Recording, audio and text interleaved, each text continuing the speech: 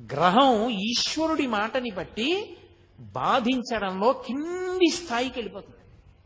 అప్పుడు అసలు మిమ్మల్ని బాధించినట్టు ఉండదు. పాము కరిస్తే పడినటువంటి బాధ వలన పోవలసిన పాపం చీమ కరిచిన బాధని పాము కరిచిన బాధతో సరిపెట్టి పోగొడతారు. కొంతమందిని చూడండి, కారాగారంలోంచి సత్ప్రవర్తన వలన విడుదల చేసేసామంటారు. మనం ఎన్నుకున్న ప్రభుత్వానికి అంత అధికారం ఉంటే పరమేశ్వరుడికి గ్రహములను ఆదేశించడానికి అధికారం ఉండదని మీరు ఎలా అనుకుంటున్నారు? అది గ్రహపీడా విముక్తి అంటారు దాన్ని. అది శనివార ప్రదక్షిణం చేత కలుగుతుంది. కాబట్టి అసలు అరుణాచలానికి వెళ్ళి గిరి ప్రదక్షిణం చేసినటువంటి వాడికి పరమశివుడు గౌతమ మహర్షితో చెప్పిన మాట ఏమిటో తెలుసా? వాడికి ఆయనము, రోజు, ఋతువు, తిథి, నక్షత్రము, వారముతో సంబంధము లేదు ఎప్పుడైనా సరే. అయితే ఈశ్వరుని యొక్క అనుగ్రహము కాలమునందు విశేషమైతే ఉత్తరాయణ పుణ్యకాల ప్రవేశము, అలాగే ఒక గ్రహణ సమయమునందు, అలాగే ఒక పౌర్ణమి తిథి ఎందు, అటువంటప్పుడు ప్రదక్షిణం చేస్తే విశేష ఫలితము సంక్రమిస్తుంది. అది ఒక్కసారి చేసిన అనేక పర్యాయములు చేసిన దానితో సమానమవుతుంది. అది కాలమునందు వచ్చేటటువంటి ఫలితం. ఒక్కొక్క దేశము ఒక్కొక్క కాలము విశేష ఫలితాన్ని ఇస్తాయి. ఎందుకని? మీరు కాశీలో చేసినటువంటి అన్నదానానికి కాకినాడలో చేసిన అన్నదానానికి ఖచ్చితంగా తేడా ఉంటుంది. కాశీ కాశీయే. కాశీ పట్టణంలో అన్నదానంది ఒకడికి మీరు పెట్టిన అన్నం 1,000,000 మందికి పెట్టినట్టు, కాకినాడలో ఒకరికి పెట్టింది ఒకరికి పెట్టినట్టు. స్థలమునందు గౌరవం స్థలమునందు గౌరవమే. మీ ఇల్లే ఉందండి, అన్ని మీరు కట్టుకున్న గదులే. కానీ మీరు కట్టుకున్న గదులే అని మరుగుదొడ్లో అన్నం తింటారా? పూజ గదిలో నిద్రపోతారా? పడుకునే గదిలో పడుకుంటారు, పూజ గదిలో పూజ చేస్తారు, మరుగుదొడ్లో కాలకృత్యాలు తీర్చుకుంటారు. మీరు కట్టుకున్న ఇంట్లోనే మీరన్ని పనులు చేయకుండా ఒక పని ఒక చోటే చేస్తున్నప్పుడు పరమేశ్వరుడి చేత నిర్మింపబడిన భూమి యందు ఒక చోట ప్రత్యేకత ఉంటుందంటే ఆశ్చర్యం ఎందుకు? దాని తేజస్సు దాంది. అందుకే దేశము కాలము. కాబట్టి ఆయా కాలముల యందు గిరి ప్రదక్షిణం విశేష ఫలితాన్ని ఇస్తుంది. నేను మీతో ఒక మాట మనవి చేస్తాను నా వ్యక్తిగత అనుభవంతో. ఉత్తరాయణ పుణ్యకాల ప్రవేశం చేసినప్పుడు కనుమ పండుగ నాడు మీరు గిరి ప్రదక్షిణం చేస్తే మీరు ఎంత ఆనందాన్ని అనుభవిస్తారు. ఎందుకో తెలుసా? కనుమ పశు పండుగ.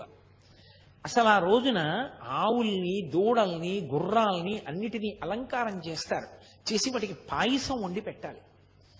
అసలు మీరు అరుణాచలం వెళ్ళి కనుమ పండుగ నాడు అరుణాచలేశ్వరుడి దేవాలయానికి వెడితే భళ్ళాల మహారాజు గారు నిర్మాణం చేసినటువంటి పెద్ద నంది ఉంది. ఆ పెద్ద నందికి చిన్న నందికి అలంకారం చేస్తారు. అసలు ఎంత అద్భుతంగా ఉంటుందో. ఇక్కడ మనం శాకాంబరి అలంకారం ఎంత గొప్పగా చెప్తామో కనుమ పండుగ నాడు చేసే నందీశ్వర అలంకారం అలా ఉంటుంది.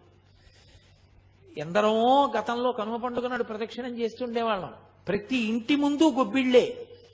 ఎక్కడ చూసినా ఆవులకి, దూడలకి అంత గొప్ప గొప్ప అలంకారం చేస్తారు. అంత గొప్పగా పాయసాన్నాలు నివేదనం చేస్తారు. ఎంత అద్భుతంగా ఉంటుందో. తిరువన్నామలై శ్రీచక్ర స్వరూపం. ఆ కొండ శ్రీచక్రము అని నమ్ముతారు. నమ్మి శాక్తేయులు దానికి ప్రదక్షిణం చేస్తారు. కావ్యకంఠ గణపతి ముని ఆ శివ కోణములు, శక్తి కోణముల చేత అది ఆ కొండ పాదం యొక్క స్వరూపం చేత అది సాక్షాత్తుగా శ్రీచక్ర స్వరూపమే అని నిర్ధారించారు. ఎవరు ఏ కోణంలో చూస్తారో ఆ కోణంలో కనపడుతుంది ఆ కొండ. అంత గొప్ప కొండ. కాబట్టి అది స్థూల శివుడు. ఆ స్థూల శివుడి ప్రదక్షిణానికి అంత వైభవం ఉంది. గిరి ప్రదక్షిణానికి మీకు గిరి ప్రదక్షిణం ఒక అరుణాచలంలోనే కాదు, చాలా చోట్ల ఉంది.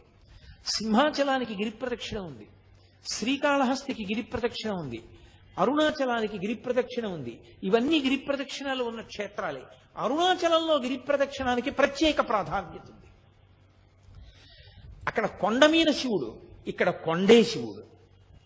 కొండలో శివుడు దక్షిణామూర్తి. ఊళ్ళో అరుణాచల క్షేత్రమునందు అరుణాచలేశ్వరుడు అగ్నిలింగం. ఇన్ని ఉన్న క్షేత్రం అరుణాచల క్షేత్రం. అక్కడ పూర్వం వజ్రాంగదుడు అని ఒక మహారాజు, ఆయన ఒకానొకప్పుడు ఒక గుర్రం ఎక్కి ఒక పునుగు పిల్లిని తరుగుతున్నాడు. ఆ పునుగు పిల్లి కొండ పాదాల్లోకి వెళ్ళిపోయింది. వెళ్ళిపోతే ఆయన కొండ పాదాల్లోకి వెళ్ళాడు. అది కొండకి ప్రదక్షిణం చేసింది. ఈయన ప్రదక్షిణం చేస్తున్నాను అనుకోలేదు. ఆ పునుగు పిల్లిని పట్టుకోవడం కోసమని పరిగెత్తాడు ఆ గుర్రం మీద. చాలా దూరం వెళ్ళడంలో ముగ్గురు అలిసిపోయారు. పునుగు పిల్లి అలిసిపోయింది, గుర్రం అలిసిపోయింది, వజ్రాంగదుడు అలిసిపోయాడు. అకస్మాత్తుగా ఆ గుర్రము పునుగు పిల్లి రెండూ పడిపోయి అంతర్ధానం అయిపోయి. వజ్రాంగదుడు కింద పడిపోయి చూస్తున్నాడు ఆ పొదల్లో. ఇదేమిరా, నేను ఎక్కిన గుర్రం అంతర్ధానం అయిపోయింది, పునుగు పిల్లి అంతర్ధానం అయింది. ఇద్దరు విద్యాధరులు ఆకాశంలో కనబడ్డారు. ఎవరు మీరన్నాడు. ఇప్పటి వరకు నువ్వు ఎక్కిన గుర్రాన్ని నేను, ఇప్పటి వరకు నువ్వు తరివిన పునుగు పిల్లిని నేను అంది. మీరిద్దరూ మరి ఎందుకు అలా అయ్యారు, ఇప్పుడు ఎందుకు విద్యాధరులు అయ్యారని అడిగాడు. గత జన్మలో మేమిద్దరము కూడా విద్యాధరులమై హిమాలయ పర్వత ప్రాంతంలో దుర్వాసో మహర్షి ఒక పెద్ద పుష్పవాటిని పెంచి ఆయన అక్కడ తపస్సు చేసుకుంటున్నాడు శాండిల్య వృక్షం కింద కూర్చొని. ఆ శాండిల్య వృక్షం కింద తపస్సు చేసుకుంటూ ఉండగా మేమిద్దరం లోపలికి వెళ్ళాం అని తన పక్కన ఉన్నటువంటి విద్యాధరుణ్ణి పరిచయం చేశాడు. ఈయన పేరు కాంతిశాలి, నా పేరు కళాధరుడు. మేమిద్దరం విద్యాధరులం. ఆ పుష్పవనంలోకి వెళ్ళాం. మంచి సువాసన వస్తోంది. ఒక ఆయన పూల మొక్కల్ని చూసి సంతోషపడిపోయి ఒక్కొక్కడికి ఒక్కొక్క అలవాటు. కొంతమంది చూడండి నడుస్తూ రాళ్లన్నీ తంతూ ఉంటారు, కొంతమంది నిలబడి కనబడ్డ చెట్ల ఆకులన్నీ తుంపుతూ ఉంటారు. అలా ఆయన పూదోట దగ్గర నించుని భూమి ఆ మట్టినంతటినీ కూడా కాలుతో తంతున్నాడు. ఇంకొక ఆయన గబగబా లోపలికి వెళ్ళి ఆ పువ్వులన్నీ కూడా పువ్వుల్ని పువ్వులా కొయ్యాలి. పువ్వుని పువ్వులా కొయ్యడం చేతకాని వాడిని చూస్తే చాలా అసహ్యం వేస్తుంది.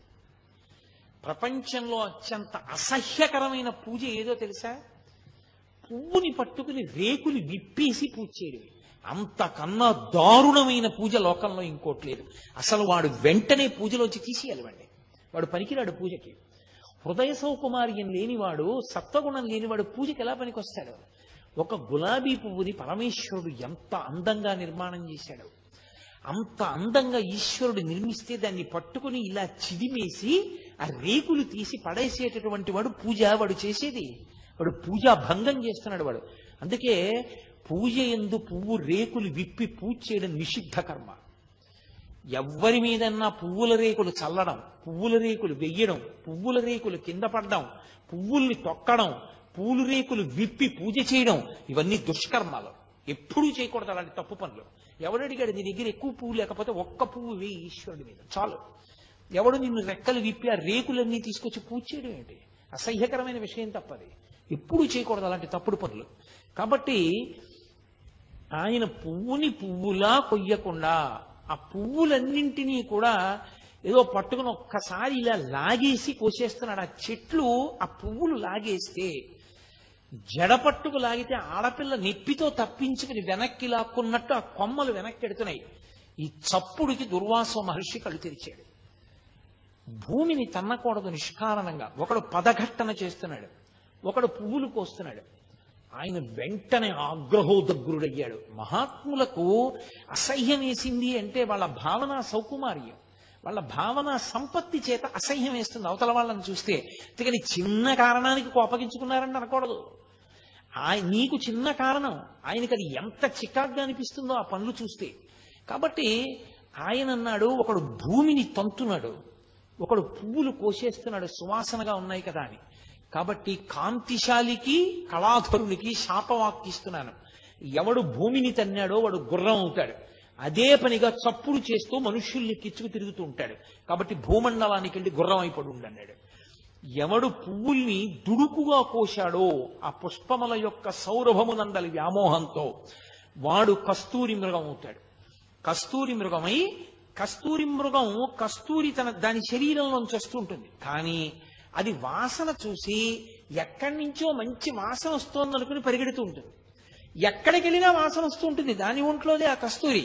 కానీ అది దాని ఒంట్లోదే ఆ కస్తూరి అని తెలుసుకోలేక పరిగెడుతుంటుంది. అలా పరిగెత్తే కస్తూరి మృగాన్ని అవుతావు. ఆ కస్తూరి మృగాన్ని తరిమాడు వజ్రాంగదుడు.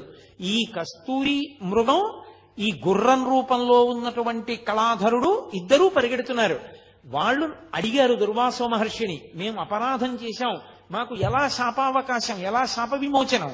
ఇప్పుడు బుద్ధి వచ్చింది. ఆయన అన్నాడు, తెలిసో తెలియకో జంతు రూపంలో మృగ రూపంలో ఉంటారు కాబట్టి ప్రదక్షిణం యొక్క గౌరవం మీకు తెలియకపోయినా తెలియక ముట్టుకున్న అగ్ని కాల్చినట్టు, తాగిన పాలు కడుపు నింపినట్టు, నీరు తాగితే దాహం తీరినట్టు, గాలి తగిలితే సుఖంగా ఉన్నట్టు, అరుణాచలానికి మీరు ఎప్పుడు ప్రదక్షిణం చేస్తారో అప్పుడు మీ పాపములన్నీ నశించిపోతాయి. నశించిపోయి మీరు మళ్ళీ విద్యాధరులు అవుతారన్నారు. అదిగో ఆ వజ్రాంగదుడిక్కినటువంటి గుర్రం ఆ కస్తూరి మృగాన్ని తరుముతూ రావడంలో ఆ రెండు అలా వెళ్ళినటువంటి కారణం చేత అలిసిపోయి ప్రాణములు విడిచిపెడితే అవి ఆ ప్రదక్షిణ పుణ్యం చేత మళ్ళీ అలా అయ్యాయి, ఈ విద్యాధర స్వరూపాన్ని పొందాయి. ఇది విన్న వజ్రాంగదుడు తెలుసుకున్నాడు, అబ్బా ఇంత గొప్పదా ఈ గిరి అని. వ్యామోహం కలగాలి కానీ మనిషిలో మార్పు రావడం ఎంతసేపు అండి? ఒక్క సంఘటన చాలు ఒక మనిషి జీవితం మారిపోవడానికి, ఒక్క మాట చాలు ఒక మనిషి జీవితం మారడానికి, ఒక్క శ్లోకం చాలు, ఒక్క స్తోత్రం చాలు పెద్ద కథ మలుపు తిరిగిపోవడానికి. శ్రీరామాయణం అంతా కలిపి ఎంతలో తిరిగిపోయింది మందర చెప్పిన ఒక్క మాటకి. ఆదిత్య హృదయం చెప్పిన అగస్త్యుడి వల్ల ఎంత రావణ బ్రహ్మ కింద పడిపోయాడు. కాబట్టి ఎంతసేపు పట్టాలి? చూశాడు వజ్రాంగదుడు, ఎందుకు దిక్కుమాలిన ఈ రాజ్యం, ఎందుకు వచ్చిన వైభోగం, ఇంత గొప్ప గిరి, నేను ఇక్కడే ఉండిపోతానని తన రాజ్యానికి వెళ్లి తన కుమారుడైన రత్నాంగదుడికి అవ్వరాజ్య పట్టాభిషేకం చేశాడు. పట్టాభిషేకం చేసి తిరిగి వచ్చేసి తాను ఆ అరుణాచల పర్వతంలోనే ఉండిపోయి అక్కడ తన రాజ్యం నుండి సమస్త సంభారములు తెప్పించి ప్రతి పౌర్ణమి నాడు జ్యోతిని వెలిగించి చక్కగా ఆ కర్పూరంతో కలిసినటువంటి జలముల చేత సుగంధభరితమైనటువంటి పదార్థముల చేత శివలింగానికి అభిషేకం చేస్తూ చందన చిర్చితుణ్ణి చేస్తూ పరమశివుణ్ణి ఆనందంగా జీవితం గడుపుతుంటే అగస్త్య మహర్షి వచ్చి వజ్రాంగదుని యొక్క స్థితిని చూసి మురిసిపోయారు. అబ్బా నీకు ఎంత భక్తి వచ్చిందిరా, ఎంత మారిపోయావురా నువ్వని. పరమశివుడు ప్రత్యక్షమయ్యాడు. నువ్వు ఒకానొకప్పుడు ఇంద్రుడవు, కైలాసంలో ఉన్న నా దగ్గరికి వచ్చి అధిక్షేపించావు, ఆ కారణం చేత నువ్వు భూలోకంలోకి వచ్చి మనుష్యునిగా పుట్టావు. కానీ గత జన్మలలో చేసుకున్నటువంటి పుణ్యకర్మ పరీపాకము వలన ఇప్పుడు అరుణాచల వైభవం నీకు తెలిసింది. కాబట్టి ఇక్కడే ఉండి నువ్వు ఇలాగే నన్ను ఆరాధన చేస్తూ ఉండు, నా యందు ఐక్యమవుతావు అన్నాడు. వజ్రాంగదుడు అరుణాచలంలోనే నివాసం ఉండి అరుణాచలంలో ఉన్నటువంటి శివుణ్ణి, అరుణాచలాన్ని, అరుణాచల పర్వతం అనక్కర్లేదు, అరుణాచలం అంటే చాలు, అచలం అంటే పర్వతము. కొంచెం తేలికగా దృష్టిలోకి వెళ్ళడానికి రెండు పర్యాయాలు వాడ్డాను, నిజానికి అలా వాడక్కర్లేదు. కాబట్టి అరుణాచలం యొక్క వైభవాన్ని తెలుసుకున్నవాడై ఆయన ఆ అరుణాచల క్షేత్రమనందు ఈశ్వరారాధన చేసి తుట్టతుటకు పరమేశ్వరుని యందు ఐక్యమైపోయాడు. ఏం చాడ్విక్ అని రమణ మహర్షి దగ్గర శిష్యుడు ఒక ఆయన ఉండేవారు. రమణ మహర్షి ఎవరిని నా శిష్యులని చెప్పలేదు. ఆయన అంతేవాసి, విదేశాల నుంచి వచ్చాడు. ఆ కారణం చేత ఆయన బూట్లు లేకుండా నడవలేడు. ఆయన గిరి ప్రదక్షిణానికి బయలుదేరాడు. ఏమో భగవానులు ప్రదక్షిణం చేయమంటారు, ప్రదక్షిణం చేస్తానని బూట్లతో ప్రదక్షిణం చేస్తున్నాడు. బాగా చీకటి పడిపోయింది, కటిక చీకటి. ఆ చీకట్లో ఆయన బూటు తెగిపోయింది. ఆ తెగిపోయిన కారణం చేత ఆయన బూట్ లేకపోతే నడవలేడు. ఆయన చతికిలు పడిపోయి కూర్చుని ఆ పర్వతం వంక చూసి, భగవన్నేమో ఇది పరమశివుడు అంటారు, నాకేమో బూటు తెగిపోయింది, బూటు లేకుండా నడవలేను, కటిక చీకటి, ఏ ఉపద్రవం వస్తుందోనని ఆ పర్వతం వంక చూసి అరుణాచల శివ, అరుణాచల శివ, అరుణాచల శివ అని అరిచాడు. అంతే. ఆ చెట్లలోంచి ఒక చెప్పులు కుట్టే వ్యక్తి కిందకి దిగొచ్చి, అయ్యా మీ బూటు తెగిపోయిందా, కుట్టేస్తానని బూట్లు కుట్టేసి ఆ కొండలోకి వెళ్ళిపోయాడు. అతను కుడుతున్నంతసేపు, కొండలోకి మళ్ళీ వెళ్ళిపోతున్నంతసేపు చాడ్వికి ఆలోచన రాలా, ఇంత చీకట్లో కొండ మించి ఎవరు దిగుతారు పొదల్లోంచి, చెప్పులు కుట్టేవాడు ఎందుకు వస్తాడు, ఎందుకు చెప్పులు కుడతాడు, ఎందుకు మళ్ళీ పొదల్లోకి ఎడతాడని. అతను వెళ్ళిపోయి కనపడ్డం మానేశాక ఆలోచన వచ్చింది. బూట్లు లేకపోతే నడవలేక నేను నమ్మి పిలిచినందుకు పరమశివుడే వచ్చి నా బూట్లు కుట్టాడు. వెంటనే ఆయన కొండవంక తిరిగి కన్నీళ్లతో నమస్కారం చేశాడు. అలాగే ఒక మహానుభావుడు పంగు యోగి అని, ఆయనకి కాళ్ళు లేవు. కాళ్ళు లేకపోతే ఆయన పిరుదుల మీద డేకుతూ గిరి ప్రదక్షిణం చేస్తున్నాడు. ఆ పంచశిఖర దర్శనము అని ఆ పరమేశ్వరుని యొక్క 5 మూర్తులు, పార్వతీదేవి, పరమశివుడు, సుబ్రహ్మణ్యుడు, విఘ్నేశ్వరుడు, నందీశ్వరుడు, పంచశిఖర దర్శనము అని చేస్తారు. ఆ పంచశిఖర దర్శనం దగ్గరికి వెళ్ళేటప్పటికీ ఆయన అక్కడికి వెళ్ళి నమస్కారం చేద్దామని డేకుతున్నాడు. ఎక్కడి నుంచో ముసలాయన వచ్చి ఒక్క తోపు తోశాడు. ఏ అరుణాచలానికి ప్రదక్షిణం చేయడానికి అలా బేకుతూ పిరుదుల మీద వెళ్ళాలా, ఏం నడవలేవా, లేచి లేచి నడు అన్నాడు. అని వెళ్ళిపోయాడు అంతే వేగంగా. ఆయన తెల్లబోయి చూసి నేను నడవడమా అనుకుని పైకి లేచాడు. ఆయన కాళ్ళు వచ్చేసి ఆయన గిరి ప్రదక్షిణం చేశాడు. అలాగే మహానుభావుడు ఒక దొరగారు ఒక ఆయనకి గిరి ప్రదక్షిణం చేస్తున్నప్పుడు కాళ్ళు లేని వాడికి కాళ్ళు వచ్చాయి ఒకప్పుడు. ఆ భక్తి చేత పరమేశ్వరానుగ్రహంగా పొందారు. గిరి ప్రదక్షిణం చేసిన అందరికీ వస్తాయా అంటే ఆ శక్తి, ఆ భక్తి నీకు ఆ ధృతి ఉన్ననాడు ఫలిస్తుంది. కాబట్టి ఆ గిరి ప్రదక్షిణం ఎన్ని విశేషాలను నిరూపణం చేసి చూపించింది. అంత గొప్ప ప్రదక్షిణం ఆ గిరి ప్రదక్షిణం. అసలు అరుణాచలం ప్రవేశించడం ఒకెత్తైతే ఆ అరుణాచలానికి ప్రదక్షిణం చెయ్యడం జీవితంలో మహత్భాగ్యం. అందున పరమశివనామం చెప్పుకుంటూ ఆ గిరి ప్రదక్షిణం చెయ్యడం అంటే అదొక గొప్ప అదృష్టం. నాకు ఒక్కటి జ్ఞాపకం వస్తుంది, ఈశ్వరానుగ్రహము తప్ప అది నా వలన సాధ్యమయ్యే విషయమా? ఎప్పుడు అరుణాచలం వెళ్ళినా నిజంగా అన్ని వందల మందితో ఆ డప్పులు డోళ్లు వాయించుకుంటూ ఆ శివనామం చెప్పుకుంటూ బృందాలుగా అంత సంతోషంగా రాత్రివేళ గిరి ప్రదక్షిణం చేసి తెల్లవారుజాము వేళటికి మేము ఉన్నటువంటి విడిదికి వచ్చి పడుకుని తెల్లవారేటప్పటికి అబ్బే మాకేమీ అలసట్లేదు గురువుగారు అని అందరూ లేచిపోతే మళ్ళీ సంతోషంగా తిరుగుతుంటే ఎంత ఆనందంగా గడిపేవాళ్ళమో. గిరి ప్రదక్షిణానికి ఒక లక్షణం ఉంది. మీరు ఎప్పుడైనా గిరి ప్రదక్షిణానికి బయలుదేరే ముందు ఎవరితోనైనా 14 మైళ్ళు నడవాలి అని చెప్పారనుకోండి, అమ్మో నడవగలనంటారా, చెప్పులు వేసుకోవచ్చా అండి అని అడుగుతారు. చెప్పులు వేసుకోకుండా ఉండడం మంచిది. గుళ్ళో ప్రదక్షిణానికి చెప్పులు వేసుకుంటావా అన్నారనుకోండి, అమ్మో చెప్పులు వేసుకోకుండా నడవడమే ఎందుకైనా మంచిది, వెనక నుంచి ఓ కారో ఏదో నడిపించుకుంటూ వస్తాం అంటారు. నిజంగా గిరి ప్రదక్షిణానికి బయలుదేరిన వాడు ఏ అలసట లేకుండా గిరి ప్రదక్షిణం పూర్తి చేసేస్తాడు. పరమ సంతోషంగా పూర్తి చేస్తాడు. ఒక్క కాలే సరిగా ఉండి రెండవ కాలు తోటకూర కాడలా వేలాడిపోయినటువంటి వ్యక్తులు, గట్టిగా 1 మైలు దూరం నడవలేనటువంటి వాళ్ళు కాలు కింద పెట్టి 1 కిలోమీటర్ దూరం లేనటువంటి ఆఫీస్కి ఏదో ఒక వాహనం లేకుండా వెళ్ళలేని వాళ్ళు, నా జీవితంలో నేను 3-4 పర్యాయాలు చూసా వాహనం ఎక్కకుండా 14 మైళ్ళు అటువంటి వాళ్ళు ప్రదక్షిణం చేయడం. అందరికన్నా ముందు నడుస్తూ చేశారు కూడా వాళ్ళు. అది ఆ అరుణాచలేశ్వరుడి అనుగ్రహం, వాళ్ళ యొక్క భక్తి తీవ్రత. ఆ భక్తి వాళ్ళని నడిపిస్తుంది. ఆ చంద్రశేఖరేంద్ర సరస్వతి మహాస్వామి తరచుగా చెప్తూ ఉండేవారు, అరుణాచలానికి ప్రదక్షిణం చేయి నీకు ఆరోగ్యం చేకూరుతుంది అనేవారు. అవన్నీ ఓషధులు. ఆ ఓషధుల నుంచి వచ్చేటటువంటి గాలి చేత ఎంత గొప్ప సువాసనం. ఇంకా ఇప్పుడు ఆ గిరి ప్రదక్షిణం చేసేటప్పుడు చాలా వాహనాలు పెరిగిపోయాయి.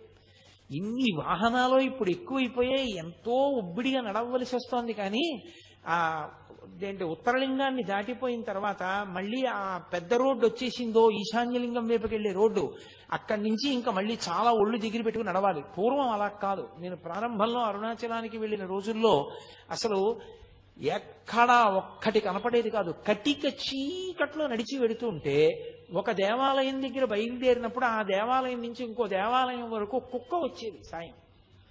అది ఏమి విచిత్రమో తెలియదు. నేను మొన్న ప్రదక్షిణం చేసినప్పుడు కూడా అలాగే వచ్చేది. ఆ కుక్క వచ్చి ఈ దేవాలయం దగ్గర బయలుదేరితే ఇక్కడి నుంచి బయలుదేరి వెంట వచ్చేది, పక్కన నడుస్తూ వచ్చేది. ఆ గుడి దగ్గరికి వెళ్ళిన తర్వాత ఈ కుక్క ఆగిపోయేది, అక్కడ ఇంకో కుక్క బయలుదేరేది.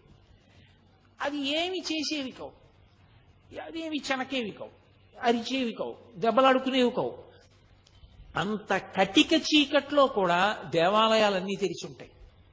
అన్ని దేవాలయాలు దర్శనానికి యోగ్యంగా తలుపులు తెరిచి ఉంటాయి. తలుపులు తెరిచి ఉంటాయంటే తాళం వేసి ఉన్నప్పటికీ ఊచల్లోంచి మీరు దర్శనం చేసుకోవడానికి వీలుగా ఉంచుతారు తప్ప మీకు దేవాలయ దర్శనం ఆగిపోయే రీతిలో ఉండదు. అసలు ఆ గిరి ప్రదక్షిణం చేస్తుంటే అదొక మహాద్భుతమైన అనుభూతి. నాకు నిజంగా మీతో యథార్థం చెప్పాలి అంటే నేను ఒక్క మాట చెప్పేస్తే సరిపోతుంది, అబద్ధం ఎందుకు. నాకు ఉత్తరక్షణం ఈ 2 మైకులు ఇలా తోసేసి కిందకి దిగి సావర్లకోట వెళ్ళి ఏ రైలు ఉంటే ఆ రైలు ఎక్కి వెళ్ళిపోవాలనుంది తిరువണ്ണామలై. ఇది చెప్తున్నప్పుడు ఆ గిరి ప్రదక్షిణం అంటే నాకు అంత వ్యామోహం, అంత అద్భుతమైనది ఆ గిరి ప్రదక్షిణం, అంత గొప్పగా ఉంటుంది నిజంగా. అది అందున తెల్లవారుజాము సమయంలో ప్రదక్షిణం చేస్తే ఆ లేత సూర్యకిరణాలు పడుతున్నప్పుడు చూడాలి. ఆ కొండ ఒక్కొక్క చోట ఒక్కొక్కలా ప్రకాశిస్తూ ఉంటుంది. ఆ లేలేత సూర్యకిరణాల్లో ప్రదక్షిణం చేస్తూ వెడుతుంటే మనం చెయ్యగలిగిన ధర్మకార్యం చేస్తూ భగవన్నామం చెప్తూ కూర్చుంటూ లేస్తూ తిరుగుతుంటే ఎంత ఆనందంగా ఉంటుందో నిజంగా గిరి ప్రదక్షిణం. పిల్లలతో పెద్దవాళ్లతో అందరం కలిసి నిజంగా యాత్ర అంటే కొన్ని వందల మంది బయలుదేరి ఆ డప్పులు కొట్టుకుంటూ భజనలు చేసుకుంటూ నాట్యం చేసుకుంటూ పాటలు పాడుకుంటూ ఎక్కడెక్కడ దేవాలయంలో కూర్చుని ఆ దేవాలయ వైభవం చెప్పుకుంటూ స్తోత్రాలు చేసుకుంటూ గిరి ప్రదక్షిణం చేస్తూ ఆ గిరి వైభవం చెప్పుకుంటూ నడుస్తుంటే అబ్బా ఎంత సంతోషంగా ఉంటుందో. అదేం కష్టం అనిపించదు. అయిపోయిందా అప్పుడే, మళ్ళీ అప్పటికో నా జన్మలో ఈ గిరి ప్రదక్షిణం అనిపిస్తుంది. అంత సంతోషదాయకమైన విషయం. ఆ గిరి ప్రదక్షిణం చేసేటప్పుడు మనం సాధారణంగా అరుణాచలంలో గిరి ప్రదక్షిణం చేసేటటువంటి వారు ఆగ్నేయలింగం ఉన్నటువంటి స్థానం, అంటే ఆగ్నేయలింగమే అరుణలింగం కదా, అదే అగ్నిస్థానం, అగ్నిలింగం. కాబట్టి ఆ అగ్నిలింగం ఉన్నటువంటి ప్రదేశం దగ్గరే ఆ పక్కనే రమణ మహర్షి యొక్క ఆశ్రమం. సాధారణంగా అరుణాచలంలో గిరి ప్రదక్షిణం చేసేవారు రమణ మహర్షి ఆశ్రమం దగ్గర నిలబడి ఆశ్రమం వంక తిరిగి నమస్కారం చేసి, ఎదురుగుండా కొండ కనపడుతూ ఉంటుంది కాబట్టి శివుడికి నమస్కారం చేసి ఎడం పక్కకి బయలుదేరుతారు ఇక ప్రదక్షిణానికి.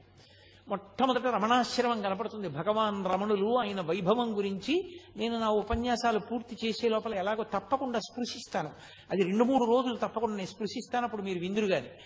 ఆ రమణాశ్రమానికి ఒక నమస్కారం చేసి ఆ రమణాశ్రమంలో రమణుల యొక్క దేవాలయం, యువతల గ్రంథాలయం, ఆ పెద్ద పెద్ద చెట్లు, నెమళ్ల క్రేంఖణాలు అవన్నీ వినపడుతుంటే ఒక నమస్కారం చేసుకుని ఎడం పక్కకి తిరిగి అలా ముందుకెడుతుంటే ఎడం పక్కన ఉన్నటువంటి పాలితీర్థాన్ని దాటగానే విఘ్నేశ్వరుడి గుడి ఒకటి వస్తుంది.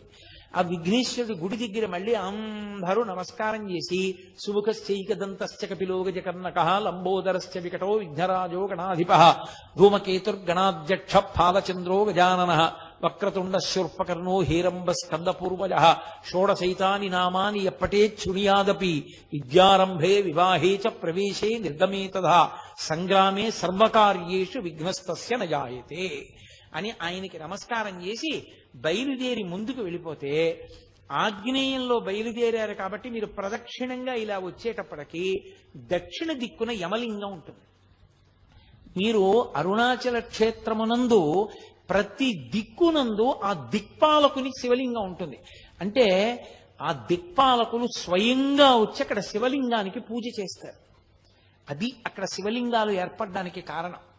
ఆ దక్షిణ దిక్కున ఉన్నటువంటి లింగానికి యమలింగం అని పేరు. ఎందుకంటే దక్షిణ దిక్కుకి అధిపతి యమధర్మరాజు గారు, అది పితృస్థానం.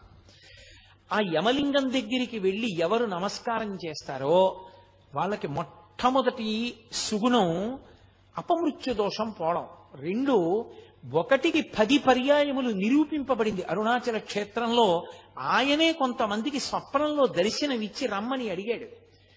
ఎముకలు విరిగిపోయినటువంటి వాళ్ళు కట్లు కట్టించుకున్నప్పుడు ఎముకలు బాగా ఉన్న ఎముకలు విరిగిపోకుండా ఉండడానికి, ప్రమాదములు జరగకుండా ఉండడానికి యమలింగ దర్శనం పెట్టింది పేరు. అందుకే ప్రదక్షిణం చేసేటప్పుడు ఎంత గబగబా చేసేస్తామని చెప్పి ఏదో బ్రిస్క్ వాక్ అంటారే, అలా గబగబ నడిచి వెళ్ళకూడదు. ప్రశాంతంగా వెళ్ళాలి. భగవాన్ రమణులు ప్రదక్షిణానికి వెడితే 2-3 రోజులు ప్రదక్షిణం చేసేవారు.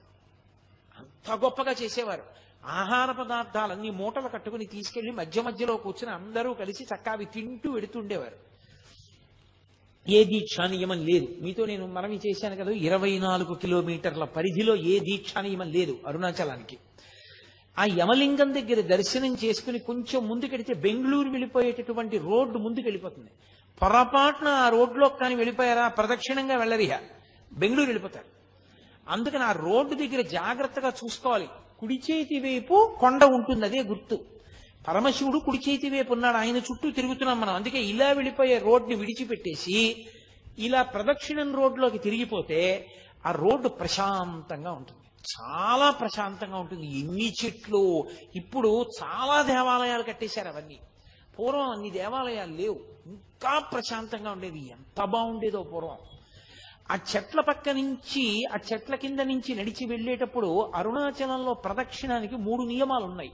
ఎప్పుడూ కుడి పక్కకి వెళ్ళకూడదు ప్రదక్షిణంలో, ఎడంచేతి పక్క నుంచే చెయ్యాలి. ఎందుచేత అంటే దేవతలు, యక్షులు, గంధర్వులు, కిన్నెరులు, కింపురుషులు, శ్రీ మహావిష్ణువు, లక్ష్మీదేవి, ఇంద్రుడు కూడా కుడి చేతి వైపు ప్రదక్షిణం చేస్తారు. సిద్ధ సంఘములు ప్రదక్షిణం చేస్తుంటాయి. అందుకని మనం అటు వెళ్ళకూడదు. అరుణాచల ప్రదక్షిణంలో కోరిక కోరకూడదు. ఎందుకో తెలుసా? దేవతలు మనని చూస్తే వరమిస్తారు. మీరు ఏదో అడిగితే అక్కడతో పోతుంది. మీరు ఏమీ అడగకుండా ప్రదక్షిణం చేస్తే దేవతల అనుగ్రహం కూడా కలుగుతుంది. కాబట్టి ఆ ప్రదక్షిణ మార్గంలో ఎడంచేతి వైపు నుంచి వెళ్ళాలి. స్కాందంలో ఒక విషయం చెప్పారని సాక్షాత్ భగవాన్ రమణులే చెప్తుండేవారు. అరుణాచల గిరి ప్రదక్షిణం చేసేటప్పుడు ఎవరికైనా దెబ్బ తగిలి కొంచెం నెత్తురు కారితే వెంటనే ఆ నెత్తురు దేంతో తుడుస్తారంటే దేవేంద్రుడి మెడలో ఉండేటటువంటి మందారమాలలో ఉన్న మందార పువ్వుని నలిపి ఆ మందార గంధంతో, ఆ మందార ముద్దతోటి కట్టుకడతారు. అది కూడా సాక్షాత్తుగా లక్ష్మీదేవి ఒంటికి రాసుకునేటటువంటి పసుపు తీసి అమ్మవారు అక్కడ ముద్ద పెడుతుందిట. నేను దాన్ని ప్రమాణం చేసుకునే నా కూతురు వివాహం చేసేటప్పుడు, నా కూతుర్ని పెళ్లి కూతుర్ని చేసినప్పుడు సువాసిని పూజకి అర్హతగా నేను ఆ అరుణాచల గిరి ప్రదక్షిణంలో దెబ్బ తగిలి కించిత రక్తం కారిన ఆవిడ్నే నేను ఆ పూజార్హతగా తీసుకుని ఆవిడికే సువాసిని పూజ చేయించాను కూడా. కారణం ఇది.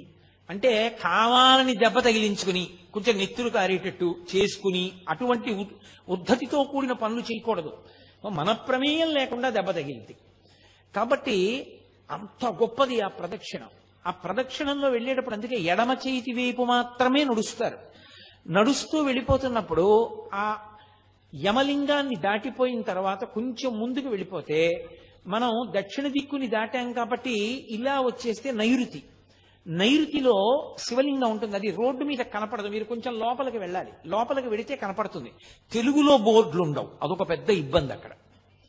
మీకు తేలికగా పట్టుకోవడానికి మార్గం అంటే వెళ్ళని వాళ్ళ సౌకర్యం కోసం నేను ఈ మాట కలుపుతాను. ర్యాంకో సిమెంట్ అని ఎక్కడైనా కనపడితే అక్కడ లింగం ఉందని గుర్తు ఆగాలి మీరు. వాళ్ళ బోర్డ్స్ ఉంటాయి శివలింగం బొమ్మేసి. అప్పుడు భాష రాకపోయినా మీరు గుర్తు పట్టచ్చు. కొంతమంది వెళ్ళి వస్తూ ఉంటారు. అప్పుడు దాన్ని బట్టి మీరు వెళ్ళచ్చు. కొన్ని చోట్ల అదృష్టం బాగుండి ఇంగ్లీష్లో బోర్డు పెట్టారు. ఒక్కొక్కరి పిచ్చి ఎంతమందికి ప్రాణ సంకటమో అర్థం చేసుకోరు. ఏం చేస్తాం? కాబట్టి అదిగో ఆ నైరుతి లింగం తపోస్థానం. అక్కడ మనసు తొందరగా నిలబడుతుంది. శ్రీశైల పర్వత గుహలో ఎలా నిలబడుతుందో నైరుతి లింగం దగ్గర మనసు అలా నిలబడుతుంది. అంత గొప్ప తపోభూములు అవి. ఆ నైరుతి లింగం దగ్గర కావ్యకంఠ గణపతి ముని కూర్చుని తపస్సు చేశారు. ఆ నైరుతి లింగాన్ని దర్శనం చేసుకుని అలా ముందుకు వెళ్ళిపోతూ ఉంటే కేవలం 8 దిక్కులలో ఉన్న లింగాలే కాకుండా సూర్యలింగం, చంద్రలింగం కూడా కనపడతాయి మీకు. ఈ సూర్యలింగం, చంద్రలింగం కాకుండా నైరుతిని దాటిపోయిన తర్వాత పశ్చిమలింగం. ఆ పశ్చిమలింగమే ఆది అన్నామలై. అది ప్రదక్షిణం రోడ్లో ఉండదు. ప్రదక్షిణం రోడ్లోంచి మీరు మళ్ళీ కొండ వైపుకి ముందుకు రావాలి. అంటే పశ్చిమ దిక్కుకు వెళ్ళి తూర్పు దిక్కుగా ముందుకొస్తే కొండకి దగ్గరలోనే చాలా పెద్ద దేవాలయం ఉంటుంది. ఆది అన్నామలై అని అది బ్రహ్మగారు ప్రతిష్ఠ చేశారు. ఆ ఆది అన్నామలైలో మీరు ప్రదక్షిణం చేసేటప్పుడు జాగ్రత్తగా గమనించాలి. అక్కడ మీకు బహుబిల్వ వృక్షం కనబడుతుంది. బహుబిల్వం ఆంధ్రదేశంలో మీకు వెంకటాచల దర్శనానికి వెళ్ళినప్పుడు కపిల తీర్థంలో ఉంది. మళ్ళీ శ్రీశైల క్షేత్రానికి వెళ్ళినప్పుడు హాటకేశ్వరంలో ఉంది. మళ్ళీ తిరువణ్ణామలై వెళ్ళినప్పుడు ఆది అన్నామలైలో ఉంది. ఇంకా ఎన్నో చోట్ల ఉండొచ్చు. నేను ప్రముఖంగా వెళ్ళే ప్రదేశాలు చెప్తున్నాను. కాబట్టి ఆ ఆది అన్నామలైలో బహుబిల్వాన్ని మీరు తప్పకుండా చూడాలి. బహుబిల్వం అంటే కేవలం 3 ఆకులతో ఉండదు. ఒక పెద్ద దళం ఉండి 5 దళాలు ఒకే దళానికి ఉంటాయి. 5 మూడేసి ఆకులు ఉన్న దళాలు ఒకే దళాన్ని అంటిపెట్టుకుని ఉంటాయి. ఇలాగా అది బహుబిల్వ దళం అంటారు. ద్రవిడ దేశంలో దాంతో శివుణ్ణి ఆరాధన చేస్తారు. విశేష ఫలితం. ఆ బహుబిల్వ వృక్షం పెద్ద వృక్షం ఉంటుంది. అద్భుతమైన దేవాలయం ఆది అన్నామలై. అక్కడ కూర్చుంటేనే భగవాన్ రమణులకు కువలయ యోగి అని ఒక యోగి, ఆ యోగికి ఆ అరుణాచలంలోంచి బ్రహ్మాండమైనటువంటి ఓంకారనాదాలు వినపడేవి. ఆ ఆ ఆది అన్నామలై దగ్గర నుంచి మళ్ళీ దాటి ముందుకు వెళ్ళిపోతుంటే భగవాన్ బ్రిడ్జ్ అని ఉంటుంది. భగవాన్ బ్రిడ్జ్ అంటే రమణ మహర్షి ప్రదక్షిణం చేసేటప్పుడు తన అంత్యవాసులందరితో కలిపి ఆ బ్రిడ్జ్ మీద కూర్చుని మళ్ళీ అరుణాచల వైభవం గురించి అవి కొన్ని మాటలు చెప్తూ ఉండేవారు. అందుకని దానికి భగవాన్స్ బ్రిడ్జ్ అని పేరు. అక్కడ ఆగి కొంచెం ముందుకు వెడితే అక్కడ మనకి మనం నైరుతి ఆగ్నేయంలో బయలుదేరి దక్షిణానికి వచ్చి, దక్షిణాన్ని నుంచి నైరుతికి వచ్చి, నైరుతి నుంచి పశ్చిమానికి వెళ్ళి, పశ్చిమాన్ని నుంచి ఇలా వస్తే వాయవ్యం, వాయవ్యలింగం ఉంటుంది. ఆ వాయులింగాన్ని దర్శనం చేసేటప్పుడే మీకు ఒక గమ్మత్తు ఉంటుంది. ప్రదక్షిణం ఎడంచేతి వీంపు నుంచి వెడుతూ ఇలా కుడి పక్కకు వస్తే, కొండ పాదం వైపుకు వస్తే అక్కడే పంచశిఖర దర్శనము అని ఉంటుంది. ఆ పంచశిఖర దర్శనం చేసినప్పుడు 5 శిఖరములు కనపడతాయి. అవి పంచభూతములు అంటారు. అవే ఇందాక నేను మనవి చేసినట్టుగా పార్వతీ పరమేశ్వర వినాయక సుబ్రహ్మణ్య నందీశ్వరులు 5 శిఖరములుగా ఉన్నారు అంటారు. 5 శిఖరములు చక్కగా వరుస క్రమంలో కూర్చున్నట్లు కనపడతాయి. మీరు రాత్రి ప్రదక్షిణం చేస్తుంటే ఎంత అర్ధరాత్రి వెళ్ళండి, అక్కడ ఉన్న 2 సమాధులు ఉన్నాయి. అక్కడ అవి మహాభక్తులైనటువంటి వారివి. అక్కడికి దగ్గరలో ఉన్న చోట ఒక వ్యక్తి తిరుగుతూ ఉంటాడు. మీరు ఆయన్ని జాగ్రత్తగా గమనించి పిలిచి అడిగితే ఒక పావలా కాసు కూడా ఎవ్వరు అడగరు మిమ్మల్ని. ఆ ప్రదక్షిణం చేసేటప్పుడు ఏ గుళ్ళో ఎవ్వరూ అడగరు. ఆయన అరుణాచలం వైపుకి తిరిగి, ఆ పంచశిఖరముల వైపుకి తిరిగి శంఖాన్ని పూరిస్తాడు. మీరు విని తీరాల శంఖనాదం అలా పూరిస్తాడు ఆయన. నేను ఎప్పుడు గిరి ప్రదక్షిణం చేసినా ఆయన కోసం వెతుకుతూ ఉంటాను. ఆయన ఎప్పుడు అక్కడ శంఖాలు ఉంటే ఆయన్ని పిలిచి, అయ్యా ఒక్కసారి శంఖం పూరించరా అని అడిగితే మీరేమైనా ఇస్తారని కూడా ఆయన చూడండి. అసలు వెంటనే శంఖం పట్టుకొచ్చి అటు తిరిగి చేస్తాడు. రాత్రివేళ ప్రదక్షిణం చేస్తున్నప్పుడు ఆ శంఖధ్వని వినపడుతుంటే, ఆ శిఖరాల వంక చూస్తుంటే ఒళ్ళు గగుర్పాటు చెందుతుంది. అలా ఉంటుంది. మోక్షద్వారము అంటుంటారు, అది మునిద్వారం అని. అందులోంచి బయటికి వచ్చి చూడాలి ఆ పంచశిఖరాల్ని అంటారు. వాయవ్యలింగాన్ని దాటితే ఉత్తరలింగం, కుబేరలింగం అంటారు దాన్ని. అది కుబేరుడు పూజ చేసేటటువంటి స్థానం. ఈ స్థానముల యందు పూజ చేయడం వల్ల, మీరు దర్శనం చేయడం వల్ల వచ్చే ఫలితం ఏమిటంటే, మనకి మహదాశీర్వచనం చేస్తారు. పూర్వ దిగ్భాగే ఇంద్రో దేవత ఇంద్రప్రసాదాత్ రాజ్యాభివర్ధనమశ్నుతే అని. పూర్వ దిక్కుకి ఇంద్రుడు అధిపతి. ఆ ఇంద్రలింగం అది దర్శనం చేస్తే రాజ్యాభివృద్ధి అంటే ఉద్యోగం వృద్ధిలోకి వస్తుంది, చక్కగా సంతోషంగా ఉంటాడు. పశ్చిమలింగాన్ని దర్శనం చేశారనుకోండి, పశ్చిమంలో ఉన్నటువంటి వరుణలింగాన్ని దర్శనం చేసినటువంటి కారణం చేత పుత్రపౌత్రాభివర్ధనమశ్నుతే, పుత్రపౌత్రాభివృద్ధి కలుగుతుంది. ఉత్తర దిక్కున కుబేరలింగాన్ని దర్శనం చేస్తే అది కుబేరుడు పూజించే లింగం కాబట్టి ఐశ్వర్య సమృద్ధి. కుబేరలింగం కుబేరలింగంలాగే ఉంటుంది. అది రోడ్డు మించి లోపలకు కనపడుతూ ఉంటుంది. లోపలికి వెళ్ళి చూస్తే అబ్బో ఎంత దేదీప్యమానంగా ఉంటుందో అసలు ఆ శివలింగం. ప్రదక్షిణం చేసి కొంతసేపు చక్క అక్కడ అరుగుల్లో ఉంటాయి, బాగా పెద్ద అరుగులు, వాటన్నిటి మీద కూర్చుని కాసేపు భజన చేసుకోవచ్చు. ఆ ఉత్తరలింగాన్ని దాటి కుబేరలింగాన్ని దాటి కొంచెం ముందుకు వచ్చేస్తే అక్కడ మళ్ళీ రోడ్డు 2 కింద విడిపోతుంది. అక్కడి నుంచి మళ్ళీ జాగ్రత్తగా కొంచెం ముందుకి నడిచి వెడితే ఈశాన్యలింగం కనపడుతుంది. అసలు నిజంగా ఈశాన్యలింగం ఈశాన్యలింగమే. ఈశాన సర్వ విద్యానాం ఈశ్వర సర్వభూతానాం బ్రహ్మాధిపతి బ్రహ్మణోధిపతి బ్రహ్మా శివో మే అస్తు సదాశివోం అని. సదాశివుడు ఆయనకి ఎప్పుడూ కోపం ఉండదు, కోపం నటిస్తాడంతే ఆయన ఎప్పుడైనా. అటువంటి సదాశివ స్థానము ఈశానలింగము. దానికి కొంచెం కిందకి దిగాలి గుళ్ళో. అసలు నిజంగా 2 కళ్ళు సరిపోవు. నేను ఇప్పుడు మీతో ఉపన్యాసం చెప్తున్నాను కానీ నాకు మనసులో ఆ శివలింగాలన్నీ కనపడుతుంటే ఎంత పరవశించిపోతున్నానో నేను. ఆ ఈశాన్యలింగం మెట్లు దిగి చక్కగా మీరు ఆ మెట్ల మీద కూర్చున్నా సరే ఎదురుగుండా కనపడుతూ ఉంటుంది. సాయంకాలం పూట ప్రదోష వేళలో కొంచెం సేపు తలుపు తీసి అలంకారం చేసి తలుపు తీస్తారు. అసలు అప్పుడు దర్శనం చేస్తే ఒళ్ళు గగురు పొడుస్తుంది. అలా ఉంటుంది ఆ ఈశాన్యలింగం. ఈశాన్యలింగ దర్శనం చేసి తిరిగి వచ్చేస్తే మళ్ళీ ఆగ్నేయం దగ్గరికి వచ్చేటప్పటికి కొంచెం సందులోకి వెళ్ళాలి, పైకి కనపడదు. ఆ శేషాద్రి స్వామి ఆశ్రమానికి ముందున్నటువంటి చోట కుడిపక్క సందులోకి వెడితే అగ్నిలింగం. ఆ అగ్నిలింగ దర్శనంతో మళ్ళీ రమణాశ్రమం దగ్గరికి వస్తే ప్రదక్షిణం పూర్తయిపోతుంది.